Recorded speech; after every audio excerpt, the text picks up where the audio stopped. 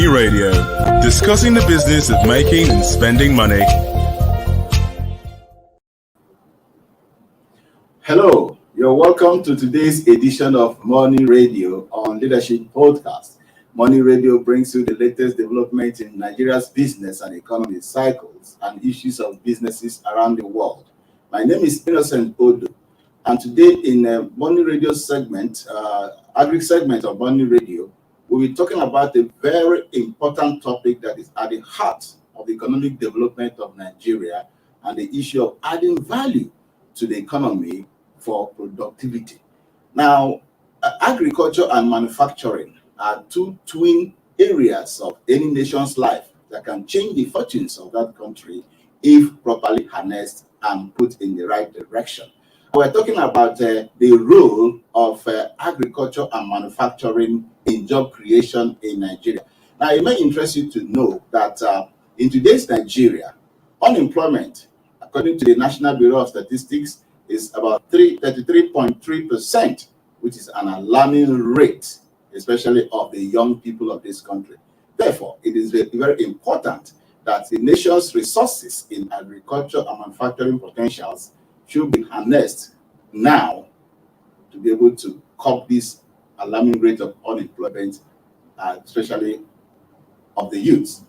I'm not alone in the studio today. I'm here with Paul Wadema, with whom I'm going to do justice to this very important program. Paul, you're welcome to the program. Thank you for having me. Now, this topic is at the center of economic development of any nation, the role of agriculture and manufacturing in job creation. Just like I read out my intro, 33.3% unemployment rate in Nigeria at the moment is very alarming, and especially of the young people of the country who are just coming out of the universities and polytechnics, seeking for jobs that are really not available when we have vast potentials in agriculture and the manufacturing sector, where we can actually invest the energy of these young people to grow the economy and add value and become even more competitive, globally. So, what is your take on this? You are right by saying that agriculture and manufacturing, they are intertwined, because agriculture provides a source of raw material for manufacturers. Because when you are talking about value addition to agricultural produce, manufacturing is the process of adding that value we are talking about. Because we know that agricultural produce over the years have not been properly priced. Are you getting it? Yes. So farmers have not been able to get the return on the investment they have made due to a whole lot of factors. And that is why some have suggested that one of the ways to add value to the agricultural produce and get more return for it, both for the farmer and for Nigeria as a country, is to add value to agricultural produce.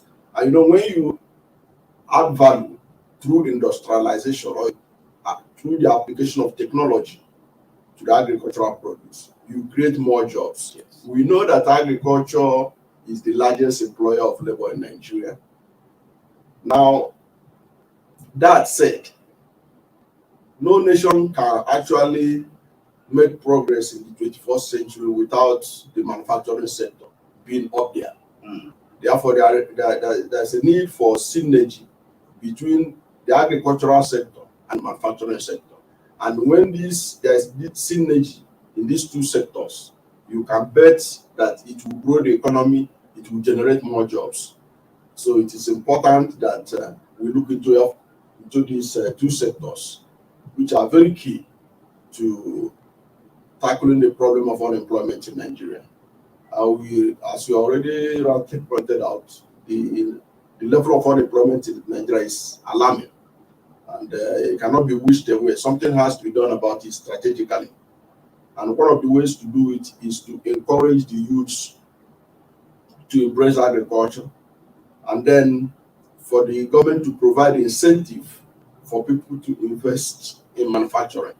so that those who cannot go into the agricultural sector or in terms of direct production of foods can also or agriculture or into export crops, they can go into manufacturing. People can get jobs through the manufacturing sector. So it is important that Nigeria do something about it. It is very important, actually, that Nigeria does something, but a lot of things about the manufacturing sector. Because when we talk about countries that have developed, the countries that we're asked to emulate, like China and Japan. China is today a manufacturing, they call it a manufacturing hub of the world, all because of that incentive, that investment they have done. Understanding that this is a powerhouse of any economy. Every other thing around the economy revolves around this sector called manufacturing. Yes, agriculture is a very big link to manufacturing, but then manufacturing must be given that leverage because that is the heartbeat of every developed economy. Yeah. Now, agriculture that provides the raw materials, Paul. Oftentimes we'll be talking about rich potentials of Nigeria, but then the weak the weak manufacturing base of the country has always been the problem. The Manufacturers Association of Nigeria have always come to complain all the time that they do not have the requisite investment, the requisite incentive by government to spur that potential that will turn the country into an actual wealth that we can see, not potentials. Because I've always been hearing about potentials over the years. Now, you don't go to China and begin to celebrate potentials. You celebrate actual wealth, what your potential have been turned into. Turning potential into actual wealth is what we are talking about here. So, what are these factors militating against this turning our potentials into actual wealth? I think one of our challenges in the industrial sector, you can look at it break it down into about four major reasons. Yeah. But let me take one of them. You see, infrastructure, poor infrastructure, especially road. Nigeria has the largest road network in West Africa, but much of the roads in Nigeria, they were built in the 80s and 90s because of corruption and poor maintenance culture. The roads are no longer motorable. Are you getting it? Yes. Because manufacturing requires investment in the road infrastructure. No manufacturer would like to locate his industry or want to come and establish an industry in Nigeria where he has no access to road. He has to build the road by himself. It's not acceptable. Don't forget that money is looking for where it is accepted. Yeah. Investment is looking for where it will be welcomed. And there are competing countries aside Nigeria that need this investment. So the country that is most prepared in terms of conducive environment will attract manufacturing. But unfortunately for Nigeria, our road network is nothing to write home about. It is a major issue that we need to address. Road infrastructure is very, very key for us to be able to maximize our potential in the manufacturing sector. Then you look at we have problem with power, electricity. In fact, World Bank said that Nigeria loses about 29 billion every year as a result of inadequate power supply. Yes. That's what we lose every year because of inadequate power supply. And it's affecting those in the manufacturing sector. Now, it has also made power to become very expensive. Yeah.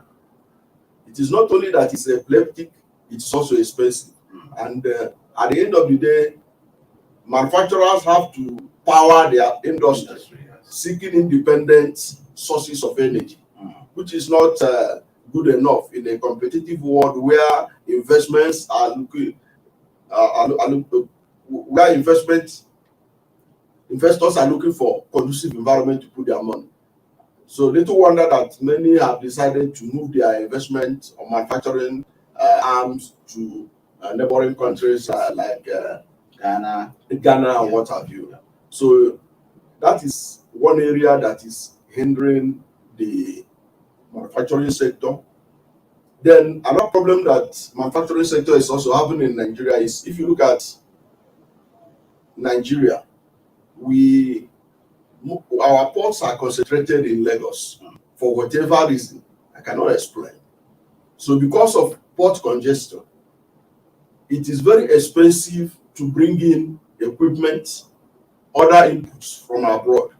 For example, it has been said that it's even more expensive to move container from Apapa port to the inland of Nigeria. It is more expensive than even the cost of bringing the good from China. So no investor would like to put his money in such a country where the ports are congested. There is no strategic efforts to make sure that things are made easier for investors, for manufacturers. And it's saddening because we have potentials in other ports in Nigeria. We have ports in Calabar, we have Sapele. So why don't we decentralize the ports so that manufacturers in the east don't have to go to Lagos to bring in some of their goods? Manufacturers in South, they may prefer to use Port Harcourt port. Are you getting it? Because, and another thing is that, which is also very sad, is that I learned that pharmaceutical products can only come from Lagos port. So all these tend to make things difficult for manufacturers when they want to bring in goods into the country, especially the equipment they need, the raw materials, yes, and all that. Then we also have the challenge of if you look at let me give you a typical problem that the manufacturers are having is the issue of forex. Yes. You know that the manufacturers in Nigeria, or the Nigerian manufacturing sector, is import dependent. Yes. Much of what they use as raw materials are imported. So they're also affected by shocks in the commodity market, in the international trade. Are you getting it? So this shock is also affecting them, because when you import most of the things you need, and you are in a sector where the rate of the dollar and the naira is not reflective of the market, is being guided. So anybody to come and invest in Nigeria from abroad will be suspicious. So it is important we address these key factors. If we can address these 4 factors and then increase productivity at home. I have seen instances where manufacturers of processed tomato, yes, are saying that they don't have enough tomato grown at home, which means they have to import. And when they import, they need forex. Yes. And you know what it means to demand for forex at a time that is a very scarce commodity. So it becomes a challenge. We must find a way of linking our manufacturing to our agricultural produce, because I don't understand why we cannot be growing tomatoes all year round to be able to supply adequately to manufacturers of those who are processing tomato for canning and all that. I even learned that because of this kind of situation, a major tomato manufacturing company literally closed shop. Yes, and a whole lot of them are closing shop. So even our own indigenous shoe manufacturers yes, are also closing shop. Yes. Anyway, we'll talk about that more when we return from this short break.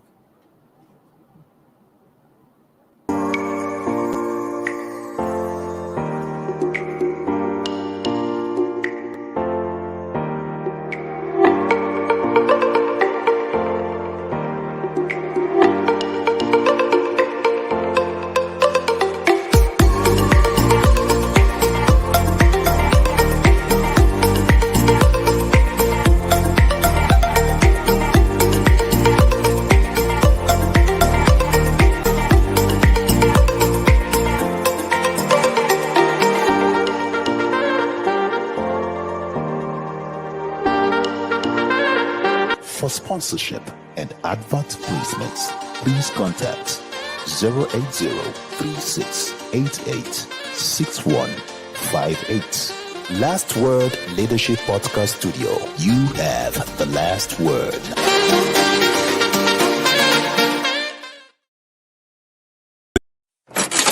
Money Radio, discussing the business of making and spending money. You're welcome back. If you're just joining us, we are still talking about the role of agriculture and manufacturing in job creation in Nigeria.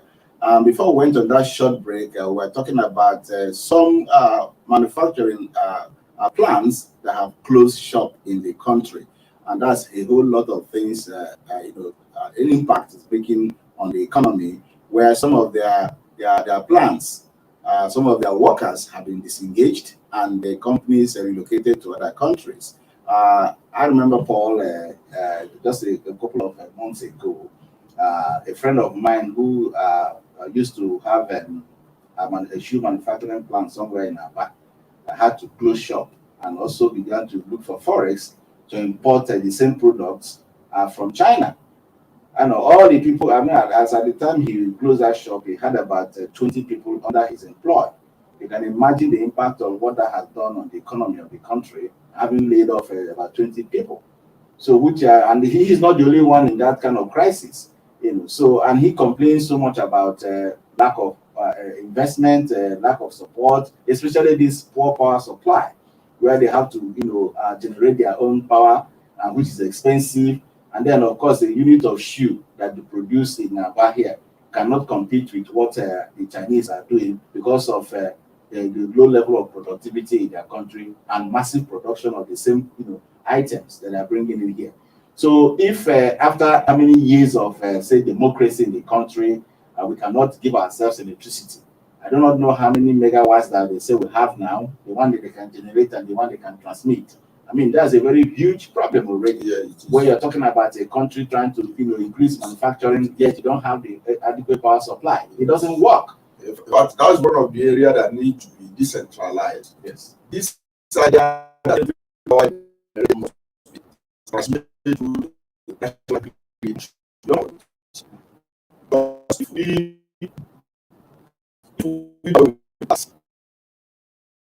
how different states that have potential to generate power, to generate within their domain, there will be competition. Because that's the truth, there will be competition. And there are different sources of power. You have thermal power, you have hydroelectric power, you have wind power, you have solar power. Are you getting it? Yes. Places in the north that has comparative advantage in sunlight. There are some states like Jigawa, Yobe, Borno. They can become major hubs where you can get solar energy, and they can even be exporting it to other places that needed them, and the people will pay. Are you getting it? So that we do away with this idea that everything must come to the national grid before you distribute it to people, and at the end of the day, nobody gets enough. And everybody is short-changed. Both the manufacturers and those who are using light for other economic reasons. Yes. Everybody is short-changed. So we have to look at that, because when people talk about restructuring, I think things like this are the area we should be focusing to restructure. How do we generate power and distribute it in Nigeria, so that it will be to the advantage of both Nigerians, ordinary Nigerian industries, and for other commercial activities that we do in our country. Okay, so it is important we address that. And then there's one thing we need to do. When we are encouraging manufacturing, let us be strategic. Let us concentrate on the things that we have comparative advantage. Yes. So that we can reduce the number of raw materials we import from our outside. Because while we're having some of this problem, we're having that some of the manufacturing companies in Nigeria, they import almost 70 to 80% of their raw materials from outside. and it's not right. Because if we want to industrialize, we must make efforts to see that we are generating the raw material majorly, so that even the industries themselves will not be affected by shocks in commodity markets internationally. So, like you can see, it will shock you to discover that despite the comparative advantage that Nigeria has in palm produce, we don't have palm oil refining companies that are supposed to have scattered all over south and southeast of Nigeria to take advantage of that, including even southwest. Are you getting it? So how do you do that? If you encourage production of palm oil by investment, by putting money there, then it will increase productivity. And when there is productivity, people will see the need to invest in that sector. For example, if we are having large quantities of palm oil being produced annually in this country, to the level that some will even consider that it's being wasted, somebody will think of how to begin to refine it to other blends of oil that could be of use both for industries and for consumption. Yes. Then you look at, we are a major cocoa producing country in West Africa. Yes. How many chocolate companies do we have in Nigeria? So these are the things that we should be putting our attention to if we want to maximize our potential in the agricultural sector and link it with manufacturing. So we need to encourage home production of those crops that we have comparative advantage. So when we do that, it will encourage industrialization, it will grow the economy, it will create jobs. Look at the cotton belt of Nigeria. Yeah. How many textile do we even the textile companies we have in Nigeria, they still import textile from abroad. Yes. If you go and check how much we import, how much textile we import, how much cotton we import for the textile industry, it's alarming. It's very alarming. So there's another thing where you raised this. I was just about coming to this issue of the textile industry we have in the country. You know, in the 80s, that industry is said to have provided about 500,000 jobs, both direct and indirect jobs for Nigerians. That was in the 80s. Now, if you look at what is happening now in that industry, there's every doubt that this cannot even produce up to 10,000 jobs. Just look at it from that perspective. From 500,000 jobs in the 80s, ideally it's supposed to be increasing, where the population of the country in the 80s were not up to 200 million people. So we're just about 88 million people. Now we're 200 million people, and the jobs are shrinking, where we're having a population explosion. Now, I think it was the National Population Commission that said that Nigeria's population growth rate is about 3.4% per annum, for an economy that is growing at about 1.9%. So you can see there's a problem already in our hands. Now, that sector that you just mentioned now, the textile sector, is very, very important. We have to revive it. But reviving that sector, reviving the textile industry, for instance, requires a whole lot of things.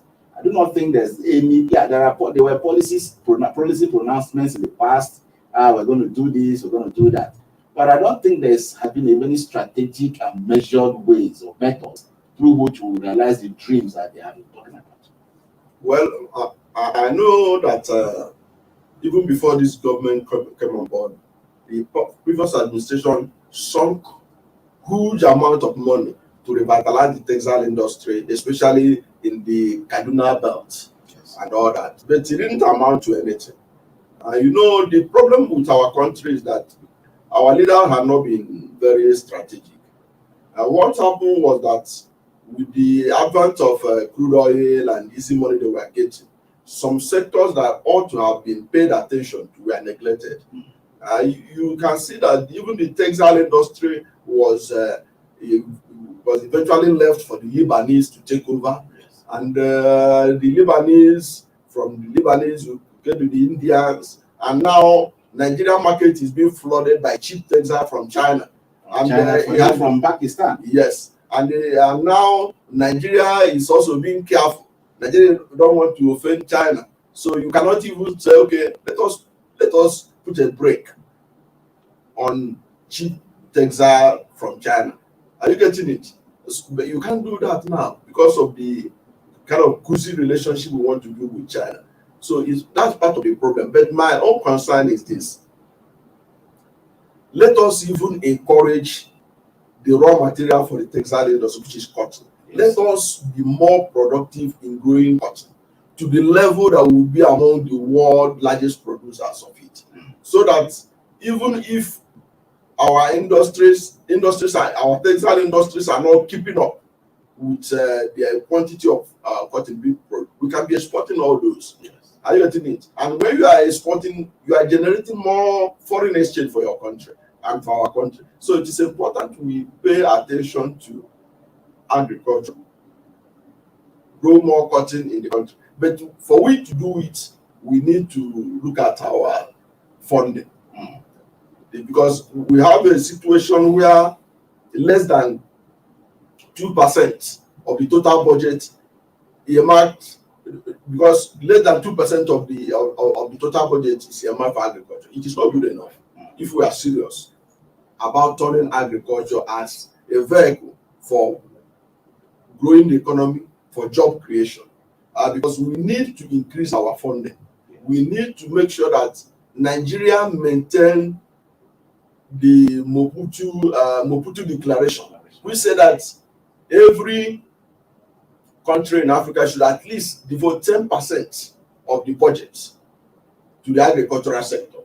So the 10% of the budget should be devoted to the agricultural sector, so that we can now begin to look at the strategic ones we are going to start with that are a hot demand around the world, and put money there and see how we can grow the agricultural sector, generate more employment in the country.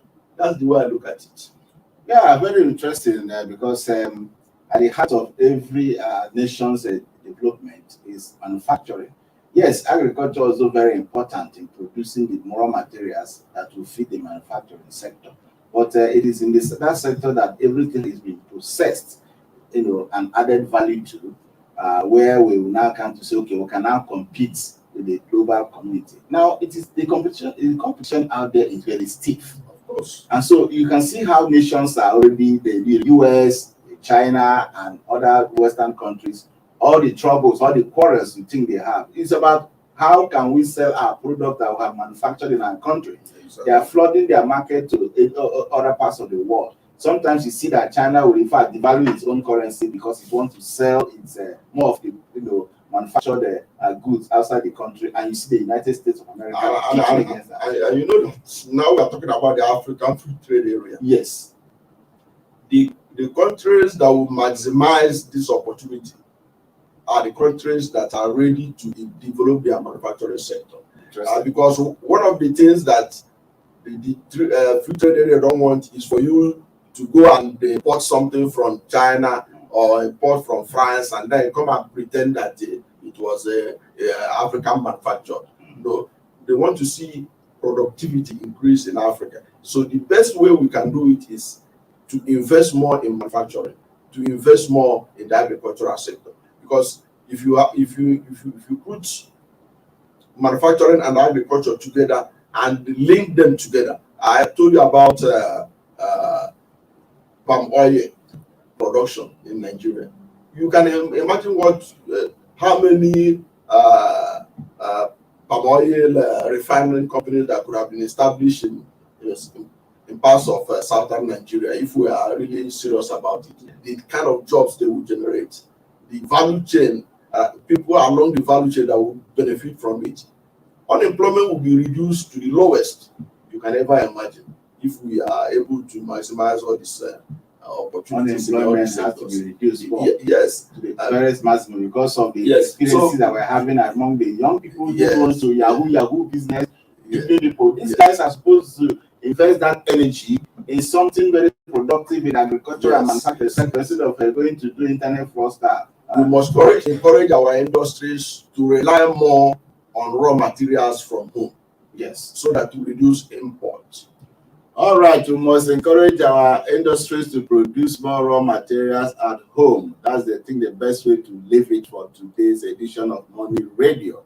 We have been talking about the role of agriculture and manufacturing in job creation for the teeming population of the Nigerian youth who, after graduation from school, will start looking for the white-collar jobs. I think investments into these sectors will help a great deal in revamping the economy and adding value, and of course, giving the young people the necessary jobs that they require to grow in life. And it's on that note that we call it a day on today's edition of Money Radio. We promise to bring you a bumper edition when next will come. Stay blessed and goodbye. Thank you for watching. For sponsorship and advert placements, please contact 080-3688-6158. Last Word Leadership Podcast Studio. You have the last word.